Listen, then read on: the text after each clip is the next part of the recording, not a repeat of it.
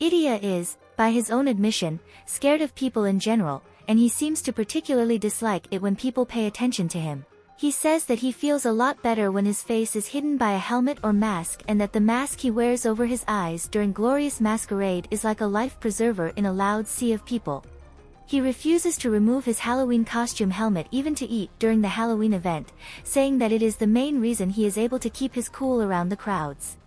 Idia has a lot of dialogue about being an introvert, hating crowded places and small talk. Idia does not appreciate Rook, Vil, Trey and Cater approaching him about his plans for his 4th year at the school, saying, "So you're just gonna casually pry into my very personal future plans?"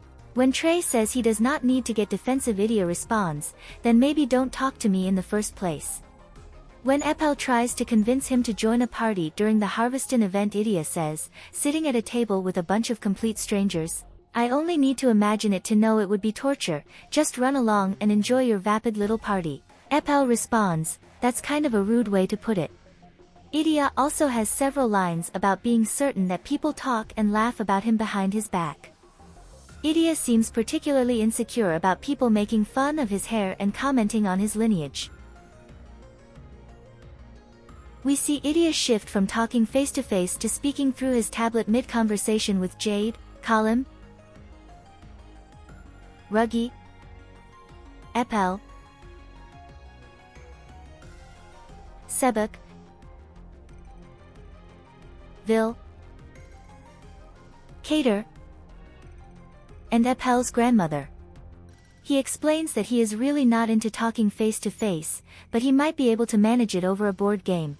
Idia is the only student in the school who is allowed to attend class via tablet due to receiving special permission from the head mage in exchange for securing the school's network.